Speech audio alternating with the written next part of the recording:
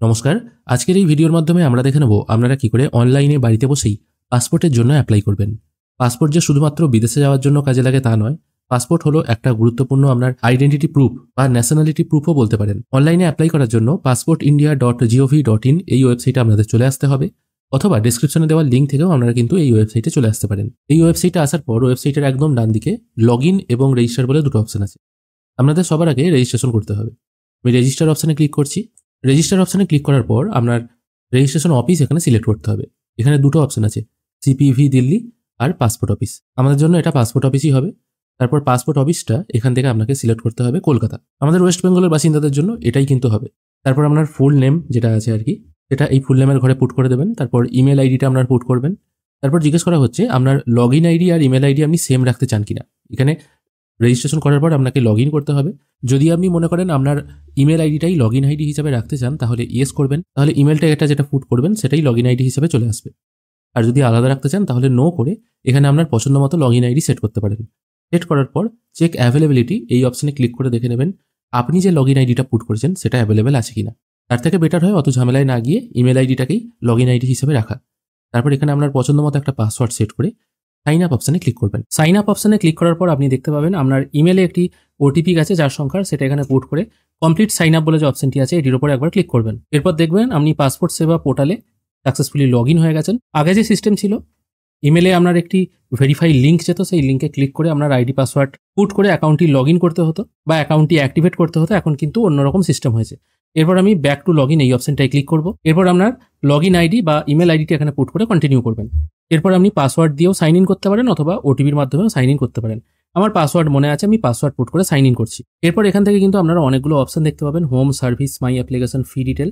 আর এখানে কিন্তু আরও কিছু অপশন আছে। এগুলো কিন্তু আগের ওয়েবসাইটের মতোই আছে, শুধুমাত্র এগুলোকে রিঅ্যারেঞ্জ বা রিডিজাইন করা হয়েছে।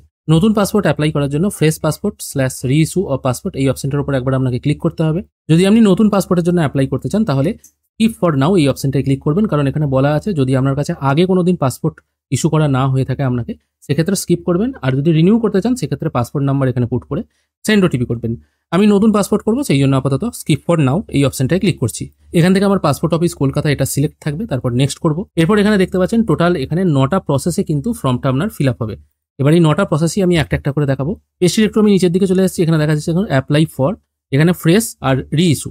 যদি আপনি নতুন পাসপোর্টের জন্য অ্যাপ্লাই করেন তাহলে ফ্রেশ অপশনটায় চুজ করবেন। টাইপ অফ অ্যাপ্লিকেশন এটা সাধারণত নর্মাল রাখবেন, কারণ তৎকাল করলে চার্জটা একটু বেশি লাগে।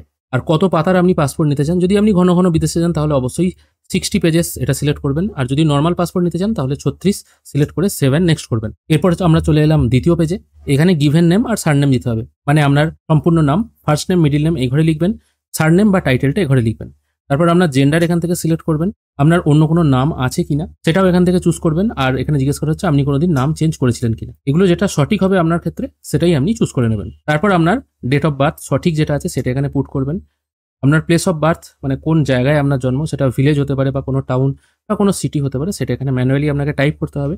আপনার বিবাহ হয়েছে কি হয়নি সেটাও এখান থেকে আপনাকে সিলেক্ট করতে হবে। তারপর আপনাকে জিজ্ঞেস করা হচ্ছে আপনার জন্মস্থান ভারতের বাইরে কিনা, এটা ইয়েস অথবা নোয়ে উত্তর দেবেন। আর যদি না করেন সেক্ষেত্রে আপনার জন্মের যে স্টেট আছে সেই স্টেটটা এখান থেকে সিলেক্ট করবেন। তারপর আপনার ডিস্ট্রিক্টটা এখান থেকে সিলেক্ট করে নেবেন। তারপর এখানে জিজ্ঞেস করা হচ্ছে আপনি যে ভারতীয় সেটা কি হিসেবে ভারতীয়, জন্মসূত্রে না অন্য কোনো দেশ থেকে আপনি এসেছেন তারপর এখানে রেজিস্ট্রেশন করেছেন সেই সূত্রে। যেহেতু আপনারা যারা অ্যাপ্লাই করছেন সবারই জন্ম ভারতে, সেই জন্য এটা বার্থ সিলেক্ট করবেন। তারপর এখানে প্যান নাম্বার পুট করতে বলা হচ্ছে, যদি থাকে আর কি, যদি থাকে পুট করবেন, অন্যথায় পুট করার দরকার নেই।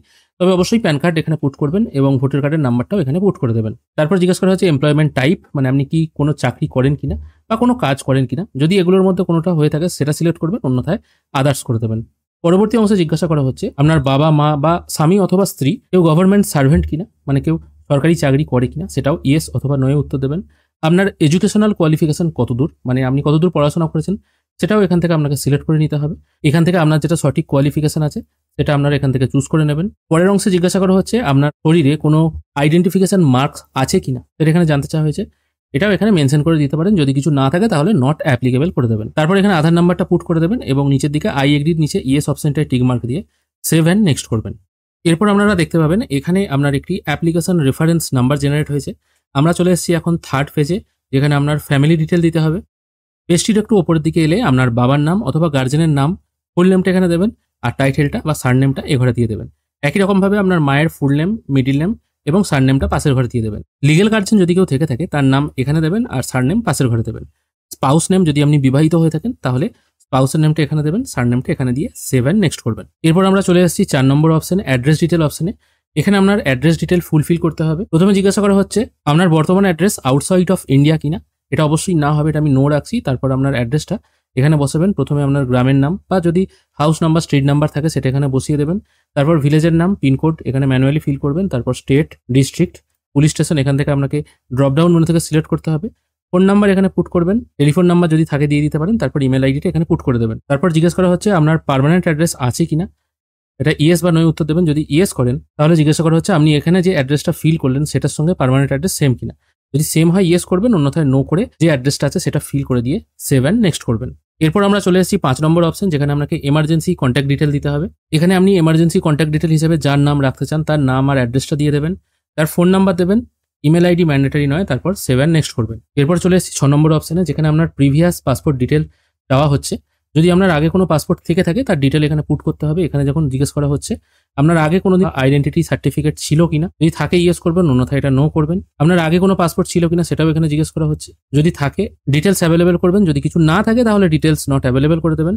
তারপর এখানে জিজ্ঞেস করা হচ্ছে আপনি কোনোদিন পাসপোর্টের জন্য অ্যাপ্লাই করেছিলেন কিনা কিন্তু ইস্যু হয়নি। হয়তো অ্যাপ্লাই করেছিলেন কিন্তু ইস্যু হয়নি, এরকম কোনো কেস হয়েছে কিনা, এটাকেও নো করে দিয়ে সেভ অ্যান্ড নেক্সট করবেন। এরপর আমরা ফিল আপ করবো 7 নম্বর অপশন বা আদার ডিটেল। এখানে অনেকগুলো অপশন আছে যার বাংলা অর্থ করলে সবগুলোই আপনাকে নাই করতে হবে। যেখানে বলা হচ্ছে আপনার এগেনস্টে কোনো ফৌজদারি মামলা আছে কিনা, বা আপনি কোনোদিন আদালত অবমাননা করেছেন কিনা, বা আপনি কোনোদিন জেলে গেছেন কিনা, এরকম কিছু ব্যাপার আছে। এবার যদি আপনার ক্ষেত্রে এরকম কোনো কেস থেকে থাকে তাহলে এগুলো একবার ভালো করে বাংলায় অনুবাদ করে দেখে নিয়ে তবে হ্যাঁ বা না করবেন। আর যদি মনে হয় কিছু আপনার এগেনস্টে এরকম কোনো কেস নেই তাহলে সব অপশনগুলোকেই নো করে দিয়ে সংরক্ষণ করুন বা সেভ অ্যান্ড নেক্সট অপশনটায় ক্লিক করবেন। এরপর আমরা চলে এসেছি 8 নম্বর অপশনে, যেখানে আছে পাসপোর্ট প্রিভিউ। এই অপশনে এলে আপনি দেখতে পাবেন আপনার পাসপোর্টটি যখন প্রিন্ট হয়ে আপনার কাছে আসবে সেটা অ্যাকচুয়ালি কিরকম দেখতে হবে এবং কি কি ডিটেল এখানে লেখা থাকবে। যদি আপনার মনে হয়ে থাকে এগুলো সবকিছু ঠিকঠাক আছে তাহলে তো কোনো অসুবিধা নেই। আর যদি মনে হয় ভুল আছে তাহলে আপনি ব্যাক অপশনে গিয়ে এডিট করে নিতে পারবেন। যদি মনে হয় ঠিকঠাক আছে তাহলে সেভ অ্যান্ড নেক্সট করবেন। এরপর আমরা একদম 9 নম্বর অপশনে চলে এসেছি, যেখানে ডিটেল ভেরিফিকেশন আছে। এখানে আপনাকে চুজ করতে হবে প্লেস অফ বার্থ, এটা আপনাকে সিলেক্ট করে নিতে হবে আপনার কাছে কি ডকুমেন্টস আছে। এখানে দেখুন birth certificate, driving licence, voter ID card, pan card number, বিভিন্ন অপশন আছে। যেটা আপনার ক্ষেত্রে আছে বা যেটা আপনার কাছে আছে মনে হবে সেটা আপনি এখান থেকে সিলেক্ট করে নেবেন। তারপর জিজ্ঞেস করা হচ্ছে আপনি রেসিডেন্সিয়াল অ্যাড্রেস প্রুফ হিসাবে কি রাখতে চান। এটা অবশ্যই আধার কার্ড রাখবেন। তারপর এখান থেকে গ্র্যান্ড ডিজিলকার অ্যাক্সেস এই অপশনটা ক্লিক করবেন যাতে সবকিছু আপনার আধার থেকে ভেরিফাই হয়ে যায়। আমি এখানে সবার আগে ফোন নাম্বার চুজ করে নেক্সট করব। অবশ্য সেই ফোন নাম্বারটাই পুট করবেন যেটা আপনার আধারের সঙ্গে লিঙ্ক আছে। তারপর আপনার ফোনে একটি 6 সংখ্যার ওটিপি আসবে, সেটা এখানে পুট করে সাবমিট করবেন। এরপর এখানে ডিজিলকারের অ্যাক্সেস চাওয়া হচ্ছে, সেটা আপনি অ্যালাউ করে দেবেন। দেখুন সবকিছু ডাটা কিন্তু এখানে ফ্ল্যাশ হয়ে চলে এলো। এরপর যেখান থেকে আপনি অ্যাপ্লাই করছেন সেই প্লেসটা এখানে পুট করে দেবেন। ডেটটা বাই ডিফল্ট যেদিন আপনি অ্যাপ্লাই করছেন সেটাই থাকবে।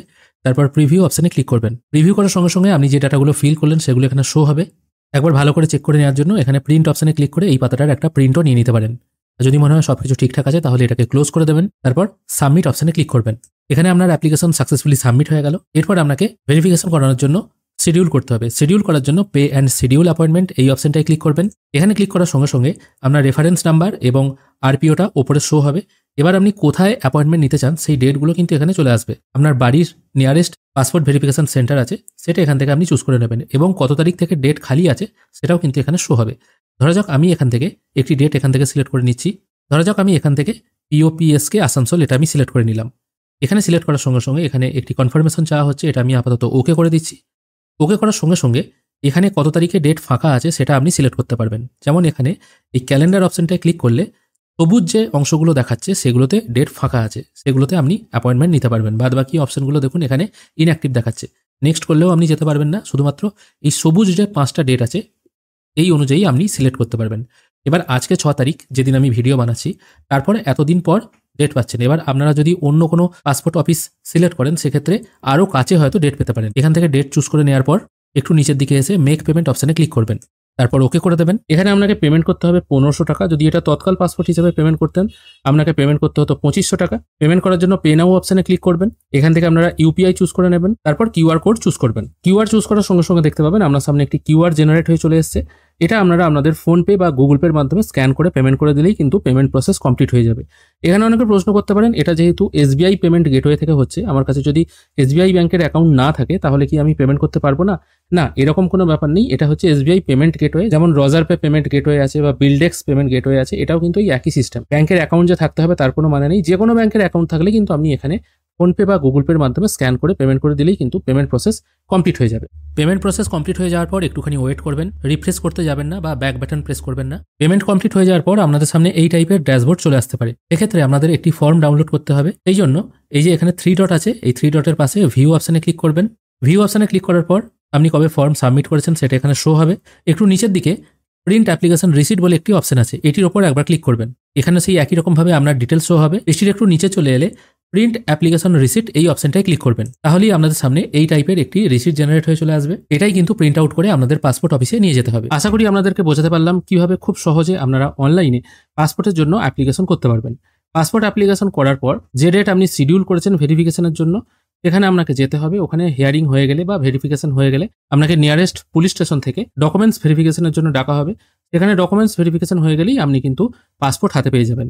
মোটামুটি সবকিছু প্রসেস যদি ঠিকঠাক থাকে তাহলে মোটামুটি 1 মাসের মধ্যেই কিন্তু আপনি পাসপোর্ট পেয়ে যাবেন, নর্মাল পাসপোর্টটা। আর যদি তৎকাল হিসেবে অ্যাপ্লাই করেন সেটা মোটামুটি 10 থেকে 12 দিনের মধ্যে আপনার বাড়িতে বাই পোস্ট চলে আসবে। আশা করি আপনাদের আজকের এই ভিডিও ভালো লেগেছে।